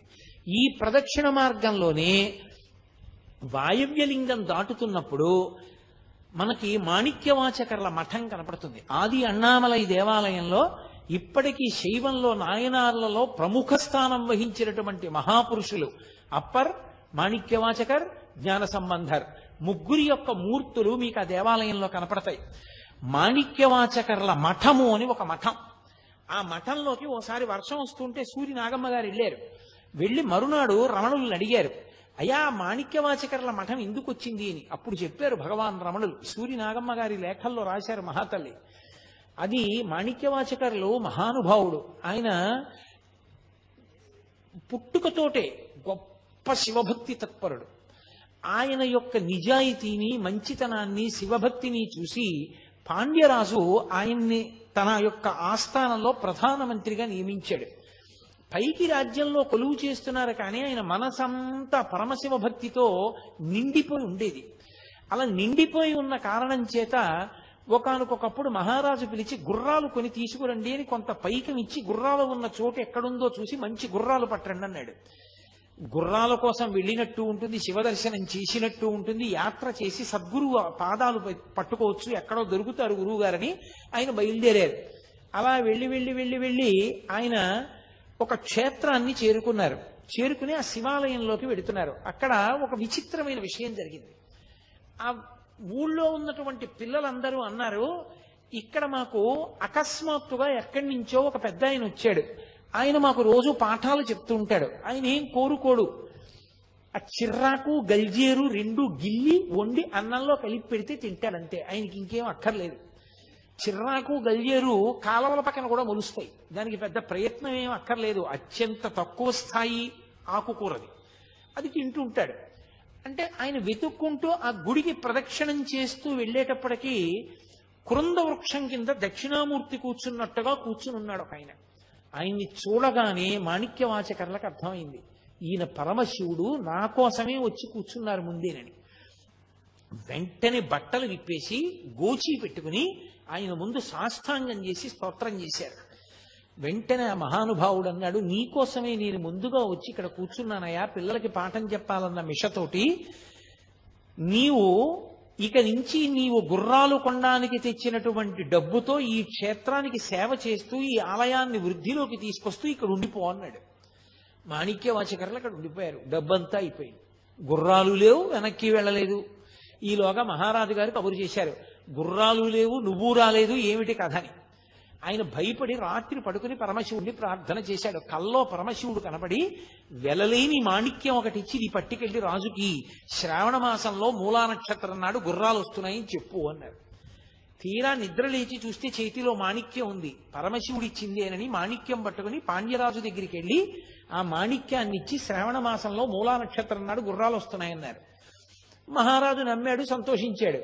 కానీ గూఢచారులు చెప్పారు, ఈయన డబ్బంతా క్షేత్రంలో ఖర్చు పెట్టేశాడండి, ఈయన దగ్గర ఏం లేదు, గుర్రాలు కొనలేదని. రాజుకు ఆగ్రహం వచ్చి మాణిక్యవాచకర్లను తీసుకెళ్లి కారాగారంలో పెట్టాడు. నిజంగా శ్రావణ మాసం మూలా నక్షత్రంలో పరమశివుడే ఆ గుర్రాలు అమ్మేటటువంటి వాడి వేషంలో కొన్ని వందల గుర్రాలు తీసుకొచ్చి మాణిక్యవాచకర్లు మాకు డబ్బు ఇచ్చారు, ఈ గుర్రాలు తీసుకోండి అని రాజుకి ఇచ్చాడు. రాజు పొంగిపోయి, నా గూఢచారులు తప్పు చెప్పారు నాకని మాణిక్యవాచకర్లను విడిపించి సత్కారం చేసి గుర్రాలన్నింటినీ తీసుకెళ్లి మృగశాలలో కట్టాడు, అశ్వశాలలో కట్టాడు. అవి రాత్రి క్రూర మృగాలు అయిపోయి ఉన్న ఏనుగుల్ని గుర్రాలని కూడా తినేసి పారిపోయి. రాజుకి కోపం వచ్చి మళ్లీ మాణిక్యవాచకర్లని బంధించాడు. ఇప్పుడు వైఘై నది పొంగి ప్రవహించి మధురై నగరం మీద పడింది. రాజు ఈ ప్రవాహాన్ని ఎలా ఆపాలి అర్థం కాక ఇంటి ఇంటికి ఒక మనిషి వంతున బయలుదేరి ప్రతి ఇంటి నుంచి ఒక మగవాడు వెళ్ళి నదికి ఇదిగో ఇక్కడి నుంచి ఇక్కడ వరకు, ఇక్కడి నుంచి ఇక్కడ వరకు కట్టబోయాలని శాసనం చేశాడు. అందరి ఇళ్ల నుంచి ఒక్కొక్క మగవాడు వెళ్ళి కట్టబోస్తున్నాడు. కానీ పిట్టవ్వ అంటారు ఇప్పటికీ, తమిళ దేశంలో ఆవిడ్ని అవయార్ అంటారు, మహాశివ భక్తురాలు. ఆవిడ పాపం కుడుములు వండి వచ్చినటువంటి వాళ్ళకి పెడుతూ ఉండేది, పిట్టువాణి అని పిలుస్తారు ఆవిడ. ఆవిడికి కొడుకులు లేరు, ఎవరు లేరు, ఎవరు పెడతారు కట్టబోయడానికి? ఆవిడ తరపున వెళ్లే వాళ్ళు ఎవరు? కూలి పెట్టుకోవాలి, అంత డబ్బు లేదు. పరమశివుడే ఓ గుణపం పారా పట్టుకుని ఆవిడ ఇంటికి వచ్చి, పిట్టవా పిట్టవా నాకు కొంచెం తుంపులు ఎడతావా అని అడిగాడు. తుంపులంటే మీకు గుర్తుందో లేదో మరి, మా చిన్నతనంలో మేము తుంపులు చాలా ఇష్టంగా తినేవాళ్ళం. తుంపులంటే అమ్మ చిన్నతనంలో బజ్జీలు అవి వేస్తుంది కదా, వేసినప్పుడు ఇంతంత శనగపిండి ముద్దలు ఉండిపోయి నూనె అడుక్కెళ్ళిపోతాయి.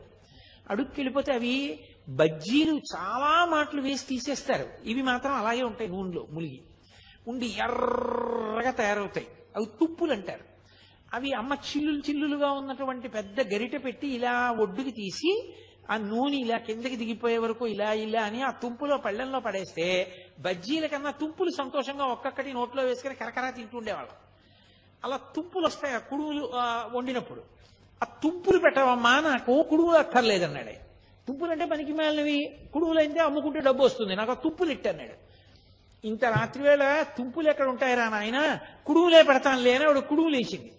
అవి ఒక్కటి కుడుములంటే పుణుకులు అనుకోండి, మీకు తేలిగ్గా అర్థం అవడానికి ఒక్కటి పుణుకు రాలేదు, అన్ని తుంపులు అయిపోయాయి. అది శివవాక్కు. ఆ తుంపులే పెట్టింది. కాశీని తుంపులు తిన్నాడు, కాశీని తుంపులు మూట కట్టుకున్నాడు. వైఘై నదికి నేను నీ పనుపున నేను కట్ట వేస్తానని బయలుదేరాడు.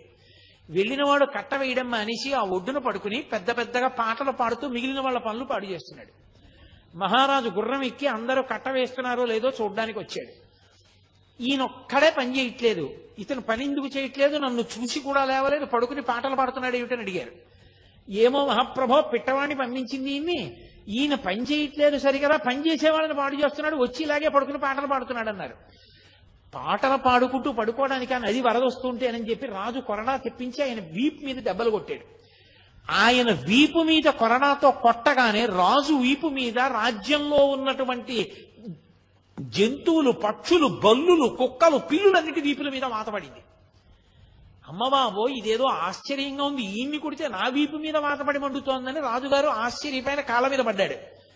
అప్పుడు పరమశివుడు, నేను ఈశ్వరుణ్ణి, నాకు పరమభక్తుడైన మాణిక్యవాచకర్ని ఇబ్బంది పెట్టావు, అందుకని నీకు బుద్ధి రావడానికి ఇంత కథ నడిపించవలసి వచ్చింది, వెళ్ళి మాణిక్యవాచకర్ కాళ్ళ మీద పడి ఆయన్ని విడిపించన్నాడు. మరి మీరు పిట్టువాణి పనుపుని ఎందుకు వచ్చారని అడిగారు. ఆమె మహాభక్తురాలు, ఆమెకి కొడుకు లేడు కాబట్టి ఆమె పనుపున కూలి చేయడానికి నేను వచ్చానన్నాడు. ఏమి శివ అనుగ్రహం, ముందు పిట్టువాణిని చూడాలని పరమేశ్వరుడు గబగబా గుర్రం మీద పరిగెత్తాడు. ఆ రాజు ఆ పిట్టువాణి ఇంటికి పరిగెత్తాడు, పరమేశ్వరుడు అంతర్ధానం అయిపోయాడు. తీరా ఈయన పిట్టువాణి ఇంటికి వెళ్ళేటప్పటికీ ఆవిడ కైలాసానికి వెళ్ళిపోతుంది బొద్దితో. చూసి ఆశ్చర్యపోయి అంతఃపురానికి వెళ్ళి మాణిక్యవాచకర్ని విడిపించి ఆయనకి సత్కారం చేసి ఆయనని మళ్ళీ యథోచిత స్థానంలో ఉంచాడు. మహారాజా, రాజ్యం నువ్వేలుకో, నాకెందుకు వచ్చిన ప్రధానమంత్రి పదవి, నేను పరమేశ్వరుణ్ణి స్తోత్రం చేస్తూ ఊరూరా తిరుగుతానని ఆయన ఇందాక నేను చెప్పినటువంటి పంచశిఖరముల దగ్గర నిలబడే అరుణాచల పర్వతం వంక చూసి తిరువెంబావై పాడాడు. తిరుప్పావై అని ధనుర్మాసంలో వైష్ణవులు ఎలా పాడతారో తిరువెంబావై శివాలయాలన్నిటిలో పాడతారు ధనుర్మాసంలో. మీరు ఇప్పటికీ తమిళ దేశం వెడితే శివాలయాలన్నిటిలో తిరువెంబావై వినపడుతుంటుంది. ఆ తిరువెంబావై మాణిక్యవాచకర్లు పాడారు. ఆయన ఆఖరికి చిదంబరం చేరుకుని బాగా వృద్ధులైపోయారు, మఠంలో ఉండేవారు. ఈయన మాటలు లోకానికి అందాలని పరమశివుడు ఒక వృద్ధ బ్రాహ్మణ వేషాన్ని వేసుకుని వారి ఇంటికి, ఆ మఠానికి వెళ్ళి బాగా చీకటి పడిపోయిన తర్వాత, అయ్యా పరమశివుడి మీద మీరు ఇన్ని పాటలు పాడారు కదా, మళ్ళీ ఒక్కసారి పాడండి వింటానన్నాడు. మాణిక్యవాచకర్లు అన్నారు, ఎన్నో పాటలు పాడాను, వృద్ధుణ్ణి అయిపోయాను, జ్ఞాపకం ఉంటాయా, నాకు జ్ఞాపకం లేవన్నారు. పర్వాలేదు, ఇన్ని జ్ఞాపకం ఉంటే అన్నే పాడండి అన్నారు. అంటే మహానుభావుడు అప్పుడు పాడాడు. రాత్రి కాలం కూడా తెలియకుండా పాడాడు, తెల్లవారుజాము వరకు. దాన్ని తిరువాచకం అంటారు. మీరు ఎప్పుడైనా చదివారో లేదో ఆ పుస్తకం, చాలా అద్భుతంగా ఉంటుంది, మాణిక్యవాచకర్ల తిరువాచకం. ఆ తిరువాచకం పరమేశ్వరుడే కూర్చొని బ్రాహ్మణ రూపంలో రాశాడు. తెల్లవారుజామున నీరసపడి పడుకున్నాడు మాణిక్యవాచకర్. పరమేశ్వరుడు ఆ రాసిన తాళపత్ర గ్రంథం మీద ఇంకొక తాళపత్రం చేర్చి, ఆయన మాటలు మాణిక్యములు, అవి గాలిలో కలిసిపోతే మళ్ళీ భవిష్యత్ తరాలకు అందమని చిదంబరంలో నటరాజునైన నేనే ఆయన మఠానికి వెళ్ళి ఆయన దగ్గర కూర్చుని ఆయన పాడుతుంటే ఇవి వ్రాశాను. ఇవి ఇంత మాణిక్యముల వంటి మాటలు పలికినవాడు కాబట్టి ఆయనకి మాణిక్యవాచకర్రని పేరు పెడుతున్నాను అని చెప్పి నటరాజస్వామి ముద్ర వేసి తాడు కట్టి నటరాజస్వామి పాదాల దగ్గర పెట్టాడు. పెట్టి నటరాజులోకే లీనమయ్యాడు. తెల్లవారుజామున అర్చకులు లేచి తాళపత్ర గ్రంథం చూశారు. తెల్లబోయారు, దాని మీద నటరాజస్వామి వారి ముద్ర ఉంది. గబగబా పరిగెత్తి మాణిక్యవాచకర్లకి చెప్పారు, ఏమిటి దీని అర్థం, ఇలా ఎందుకు జరిగిందని. మీకు చెప్తాను రండని చెప్పి మాణిక్యవాచకర్లు బయలుదేరి చిదంబరంలో నటరాజస్వామి దేవాలయం దగ్గరికి వచ్చి, ఇంత సౌజన్యమా మహానుభావా, నా పాటలు నువ్వు రాశావా, ఎంతటి సులభుడవయ్యా అని పరమశివుణ్ణి స్తోత్రం చేసి కన్నీళ్లతో ఆయన్ని వేడుకుంటూ ఉండగా ఆయనలోని జ్యోతి చిదంబరంలో నటరాజస్వామిలో ఐక్యమైపోయింది. అంతటి మహానుభావుడు మాణిక్యవాచకర్. ఆయన అరుణాచలంలోనే తిరువెంబావై పాడారు. ఆయన మఠం గిరి ప్రదక్షిణంలో కనపడుతుంది. ఆ గిరి ప్రదక్షిణం అంత గొప్ప స్థితిని పొందినటువంటి గిరి ప్రదక్షిణం. నేను ఇవాళ మీతో గిరి ప్రదక్షిణం, దీపవైభవం రెండూ మాట్లాడాలనుకున్నాను, కానీ ఒకటే సమయాన్నంతటినీ తీసుకుంది. ఇప్పుడు దీపవైభవం మొదలు పెడితే అయ్యేది కాదు. కాబట్టి మళ్ళీ రేపు సాయంకాలం మనం 6:30కి కలుసుకున్నప్పుడు దీపవైభవం గురించి మాట్లాడతాను. కాబట్టి మీ అందరూ కూడా అరుణాచలం వెళ్ళని వాళ్ళు ఇందులో ఉన్నారని నేను అనుకోవట్లేదు. ఒకవేళ వెళ్ళని వాళ్ళు ఎవరైనా ఉంటే తప్పకుండా అరుణాచల క్షేత్ర దర్శనం చెయ్యండి, గిరి ప్రదక్షిణం చెయ్యండి తప్పకుండా. దానివల్ల ఈశ్వరుని యొక్క పరిపూర్ణమైనటువంటి అనుగ్రహాన్ని పొందుతారు. అరుణాచల క్షేత్రంలో గిరి ప్రదక్షిణం ఎంత ప్రధానమో దీపవైభవము కూడా అంత ప్రధానం. అక్కడ కృత్తికా దీపము, భరణీ దీపము అని 2 దీపాలు. ఆ దీపాల వైభవం ఏమిటో, ఆ దీపాలు ఎందుకు ఉంచుతారో ఆ విశేషమేమో రేపటి రోజు సాయంకాలం 6:30 మనం కలుసుకున్నప్పుడు మళ్ళీ పరమేశ్వరుడు పలికించినంత మేర రేపు పలుకుతారు.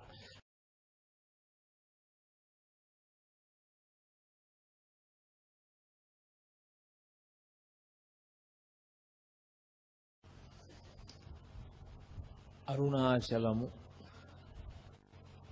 ఎర్రగా ఉండేటటువంటి పర్వతం కనుక అరుణాచలమని పేరు. పరమశివుని యొక్క స్వరూపంలోని ఎర్రని రంగు ఉన్నది అని యజుర్వేదం. సౌయస్తామ్రౌ అరుణవుతవుస్మంగళ అని. అందుకని ఎర్రని వర్ణం ఉన్నటువంటి అరుణాచలేశ్వరుడు వెలిసినటువంటి క్షేత్రం కనుక అరుణాచలం. కాదు, రుణము అంటే అనుబంధము అని.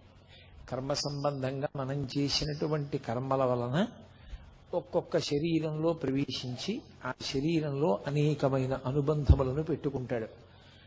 ఆ రుణ అంటే అలా అనుబంధములు, కర్మ సంబంధమైనటువంటి సంబంధములు పెట్టుకోవలసినటువంటి అవసరం లేకుండా జీవుడు జ్ఞానము వలన తాను పరబ్రహ్మమని తెలుసుకొని తత్వమసీ మహావాక్యమును ఇక్కడే అనుభవించి కైవల్య ప్రాప్తిని పొందడానికి అనువైనటువంటి స్థితిని అనుగ్రహించగలిగినటువంటి క్షేత్రమునకు అధిదేవత కనుక ఆయనకి అరుణాచలేశ్వరుడని పేరు. ఆ కొండకి అరుణాచలము అని పేరు. అరుణాచల క్షేత్రమునందు పరమశివుడు గౌతమ మహర్షికి ఆనతిచ్చిన మేర అక్కడ ప్రదక్షిణము అత్యంత ప్రధానము అని నిన్నటి రోజున మీతో మనవి చేసి ఉన్నాను. అలాగే అక్కడ జరిగేటటువంటి ఉత్సవాలలో దీపోత్సవము పేరెన్నికగన్న ఉత్సవము. అది భారతదేశం అంతటా కూడా అత్యంత ప్రఖ్యాతమైనటువంటి ఉత్సవంగా పరిగణింపబడుతుంది. అది కార్తీక మాసంలో వచ్చేటటువంటి పౌర్ణమి నాడు ఆ కృత్తికా దీపోత్సవము అంటారు. మనకి సాధారణంగా మనం పాటించేటువంటి నియమం ఏమిటంటే కృత్తికా నక్షత్రం ఉన్నప్పుడు దేవాలయాల్లో చెయ్యాలి, కార్తీక పౌర్ణమి తిథి ఉన్నప్పుడు ఇంట్లో చెయ్యాలి. పౌర్ణమి తిథిని ఇంట్లో కార్తీక పౌర్ణమిగా చేస్తాం. కృత్తికా నక్షత్రంతో చంద్రుడు కలిసిన రోజున కార్తీక పౌర్ణమిగా దేవాలయంలో చెయ్యాలి. ఈ దీపానికి ఎనలేని ప్రాముఖ్యత ఉంది. సనాతన ధర్మం అంతా కూడా దీపం చుట్టూనే తిరుగుతుంది. పరమేశ్వరుణ్ణి దీపంతోనే పోలుస్తారు, ఆత్మని దీపంతోనే చెప్తారు. అందుకే ఆత్మజ్యోతి అంటారు. అలాగే పరమేశ్వరుడికి పరంజ్యోతి అని ఒక నామం. ఆ నామం మీరు చూడండి, అమ్మవారి పరంగా చెప్పండి, అయ్యవారి పరంగా చెప్పండి, ఏ సహస్రనామంలో చూసినప్పటికీ కూడా పరంజ్యోతి అన్న నామం తప్పకుండా ఉంటుంది. పరంజ్యోతి నపుంసక నామం. అది స్త్రీ సంబంధమైన నామము కాదు, పురుష సంబంధమైన నామము కాదు. పరమేశ్వరుడు స్త్రీ కాదు, పురుషుడు కాడు, నపుంసకుడు కాడు. ఆయన వెనుకనందియుతానకు విభుతలంతు అంటారు పోతన గారు. ఆయన వెనక ఉండి కాంతి బిందువుగా ప్రకాశిస్తూ ఉంటాడు. ఆయన కాంతి ఎందే ఈ ప్రపంచమంతా ప్రవర్తిస్తూ ఉంటుంది. కాబట్టి కాంతి స్వరూపుడైనటువంటి పరమేశ్వరుడు కనుక ఏ సహస్రనామంలోనైనా సరే పరంజ్యోతి అన్న నామం తప్పకుండా కనపడుతుంది.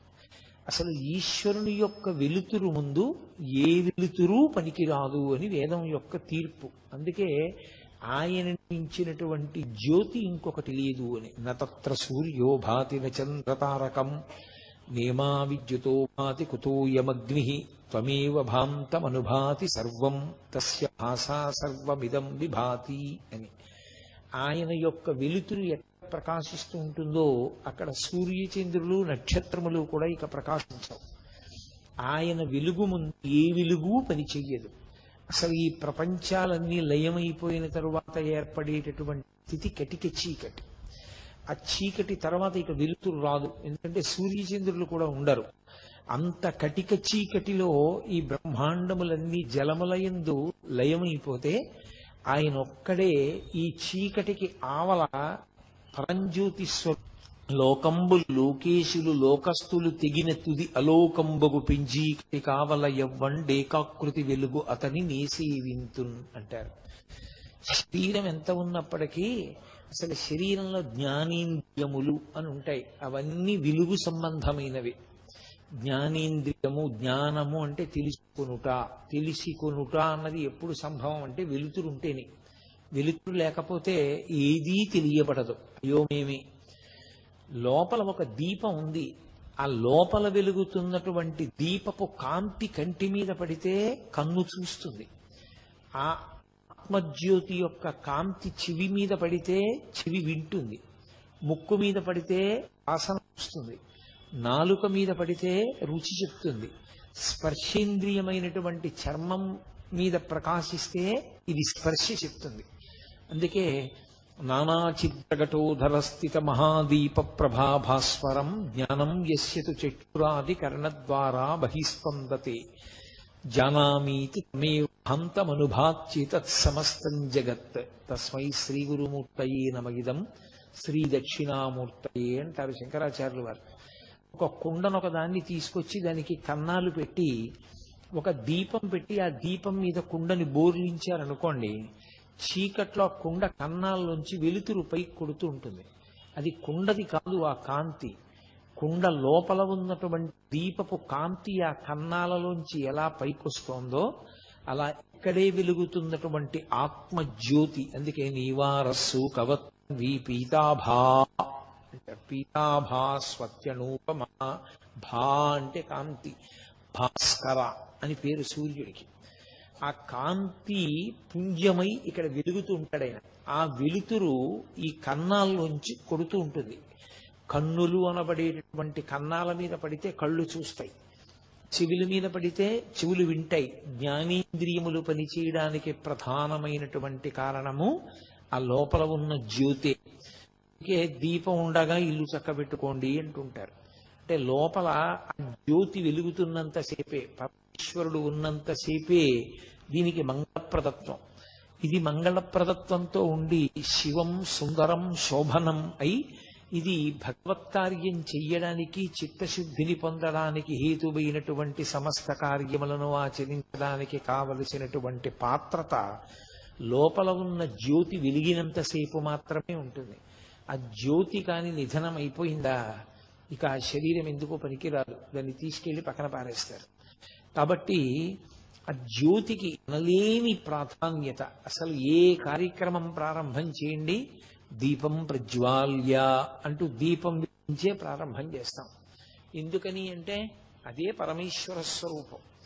ఆ పరమేశ్వర స్వరూపం కాంతిపుంజం కాబట్టి ఆ కాంతిపుంజం రూపంలోనే ప్రకాశింపజేస్తారు. అటువంటి ఉత్సవాల్లో దీపోత్సవము అని, దీపానికి ఒక ప్రత్యేకమైనటువంటి ఉత్సవం జరిగేది. సంవత్సరం మొత్తం మీద విశేషమైనటువంటి ఉత్సవం కార్తీక పౌర్ణమి. ఆ కార్తీక పౌర్ణమి నాడు ఇంటింటా జరగాలి, ప్రతి దేవాలయంలో జరగాలి, ప్రతి మఠంలో జరగాలి. దీపము కాదు, దీపావళి, అనేక దీపములను ఉంచుతారు. లేదా అసలు ఆ కార్తీక పౌర్ణమి నాడు పెట్టవలసినటువంటి దీప విధానము వేరుగా ఉంటుంది. ఒక పాత్ర తీసుకొచ్చి పాత్ర నిండా నెయ్యి పోసి ఆ నేతిలో ఒత్తి వేసి ఒత్తి చివర కర్పూరం పెట్టి అప్పుడు దాన్ని వెలిగిస్తారు. ఇంట్లో అయితే, దేవాలయంలో అయితే ఒక్క దేవాలయం యొక్క ద్రవ్యంతో వెలిగించరు. ఆ దేవాలయంలో పెద్ద కంచు పాత్ర పెడతారు. ఎంతమంది ఎంత నెయ్యి తీసుకురాగలరో అంత నెయ్యి తీసుకొచ్చి అందులో పోస్తారు. పోసిన తర్వాత అప్పుడు చీకటి పడిన తర్వాత అందులో అందరూ తీసుకొచ్చినటువంటి పత్తితో ఒత్తి పేంతారు. పేని ఆ నీతిలో వెయ్యడానికి వీలైనంత పెద్ద దీపాన్ని, పెద్ద ఒత్తిని వేసి ఆ రోజు ఆ దీపానికి పెట్టే కర్పూరం కూడా ఒక్క దేవాలయంలోంచి వెలిగించరు. అందరూ భక్తులు తమ ఇళ్ల నుంచి తీసుకొస్తారు కర్పూరం. ఆ కర్పూరాన్ని ఆ ఒత్తి మీద అలదుతారు, అలది వెలిగిస్తారు. వెలిగించి ఎత్తైన ప్రదేశంలో పెడతారు. అందరూ చూడ్డానికి వీలుగా ఉంచుతారు. దాన్ని ఉంచితే అప్పుడు అందరూ ఆ దీపాన్ని చూసి ఒక శ్లోకం చెప్తారు. అది ఇంట్లో చెయ్యండి, దేవాలయంలో చెయ్యండి. ఆ శ్లోకం చెప్పకుండా మాత్రం ఆ దీపం పెట్టకూడదు. అది ప్రధానమైనటువంటి ఆచారం.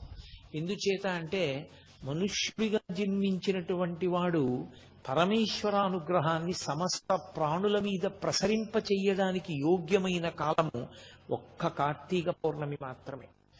ఆ దీప ప్రకాశంగా పరమేశ్వరుడే ఉంటాడు, ఆ జ్యోతి ప్రకాశంగా. అందుకే త్రయంబకుణ్ణి కాని దామోదరుణ్ణి కాని వీళ్ళిద్దరిలో ఎవరో ఒకరిని ఆవాహన చేస్తారు దీపం మీద. దామోదరమావాహయామి అని అని, త్రయంబకమావాహయామి అని కాని అని అక్షతలు వేసి అప్పుడు ఆ దీపపు కాంతి వంక చూస్తూ అందరూ కలిపి ఒక శ్లోకం చెప్తారు. మీ అందరికీ సుపరిచితమే, నేను అనేక పర్యాయాలు మీతో చెప్పిందే. కీటాః పతంగాః మశకాశ్చ వృక్షాః జలే స్థలే ఏ నివసంతి జీవాః దృష్ట్వా ప్రదీపం నచ జన్మ భాగినః భవంతి త్వం శ్వపచాహి విప్రాః అని చెప్పాలి. అంటే ఈ దీపాన్ని నేను వెలిగించాను. ఈ దీపపు కాంతి కేవలముగా ఒక జ్యోతి యొక్క కాంతి కాదు, ఇది పరమేశ్వరుని యొక్క వెలుగు. నేను ఈ ప్రపంచంలో ఉన్న అనేకమైనటువంటి వస్తువులు వాడుకుంటున్నాను. అనేక జంతువులలో ఉండేటటువంటి సారాన్ని నేను తీసుకుంటున్నాను. ఆవు పాలు వాడుకుంటున్నాను, ఆవు నెయ్యి వాడుకుంటున్నాను, గేదె పాలు వాడుకుంటున్నాను, కుక్కతో ఇల్లు కాయించుకుంటున్నాను, ఏనుగుతో బరువులు మోయించుకుంటున్నాను, ఒంటె మీద ప్రయాణం చేస్తున్నాను, గుర్రం మీద ప్రయాణం చేస్తున్నాను, నీటిలో చేప తెచ్చి తింటున్నాను, ఆకాశంలో ఎగురుతున్నటువంటి పక్షిని పట్టుకుంటున్నాను, ఆ పక్షి మాంసం తింటున్నాను. నేను ఎగరకుండా పక్షి మాత్రమే ఎగరడానికి ఉన్నటువంటి ఆకాశంలో విమానంలో తిరుగుతున్నాను, నీటిలో ఓడ మీద తిరుగుతున్నాను, భూమి మీద నడుస్తున్నాను. పరమేశ్వరుడు ఒక్కొక్క ప్రాణికి ఒక్కొక్క పథాన్ని నిర్ణయిస్తే నేను మాత్రం అన్నీ అనుభవిస్తున్నాను. ఆ ప్రాణులన్నింటినీ ఉద్ధరించవలసినటువంటి కర్తవ్యం కూడా నా మీద ఉన్నది అనేటటువంటి బాధ్యతతో ఆ రోజున కర్తవ్యతానిష్టతో ఆ దీపాన్ని వెలిగించి చెప్తారు. కీటాః పతంగాః మశకాశ్చ వృక్షాః. ఆ దీపం వెలిగిస్తే ఎప్పుడూ దీపం వల్ల చనిపోయే ప్రాణి ఏది అంటే దీపపు పురుగు. ఇన్నాళ్ళు అది దీపం మీద పడుతోంది, చనిపోతోంది, మళ్ళీ పుడుతోంది. అందుకని దానికి శలభం అని పేరు. అలాంటి దీపపు పురుగు ఈ దీపం మీదకి వచ్చి పడి చనిపోతే ఇక దానికి జన్మ ఉండదు. అది పరమేశ్వరుని యందు పడిపోయింది. కీటాః పతంగాః మశకాశ్చ వృక్షాః. దోమలు, ఈగలు, కదలలేనటువంటి చెట్లు, ఈ కాంతి చెట్టు మీద పడితే చెట్టు యొక్క జీవుని పాపములు పోవాలి. లోపల జీవుడు ఉంటాడు, ఆ జీవుడి పాపములు నశించాలి. కాబట్టి మశకాశ్చ వృక్షాః జలే స్థలే ఏ నివసంతి జీవాః. నీటిలో ఉండేటటువంటి ప్రాణులు, భూమి మీద ఉండే ప్రాణులు, ఈ కాంతి పడడం వల్ల ఆయా ప్రాణులన్నీ కూడా ఈశ్వరానుగ్రహంగా తమ పాపములు పోగొట్టుకుని పరమేశ్వరుడికి దగ్గరవ్వాలి. భవంతి త్వం శ్వపచాహి విప్రాః. అసలు భగవంతుడు వేదము అన్న రెండు మాటలు పక్కన పెట్టి దేని కొరకు బ్రతుకుతున్నాడు అంటే కడుపు నింపుకోవడం కోసం. కడుపు నింపుకుంటే కంటికి నిద్ర, నిద్ర లేస్తే కడుపు నింపుకోవడం, ఈ రెండు ఉంటే భోగం అనుభవించడం. ఇది తప్ప అసలు భగవంతుడన్నవాడొకడు ఉన్నాడని భగవంతుని గురించి ఉపాసన చెయ్యాలనేటటువంటి జ్ఞానము కించిత్ కూడా లేకుండా ప్రవర్తించి జీవితాన్ని పాడు చేసుకుంటున్న వాడి మీద కూడా ఈ దీపం పడిన కారణం చేత వచ్చే జన్మలో వేదాన్ని సాకల్యంగా చదువుకుని వేదాన్ని ప్రమాణంగా తీసుకుని తన జీవితాన్ని ఉద్ధరించుకోగలిగినటువంటి గొప్ప విద్వాంసుడవుగాక అని సమస్త లోకము యొక్క శ్రేయస్సుని కోరి వెలిగిస్తారు ఆ దీపాన్ని. మనకి కార్తీక పౌర్ణమి అంటే మనమందరం కూడా అలా వెలిగిస్తాం. ఎందుకంటే నేను మీతో మనవి చేశాను, దీపంతో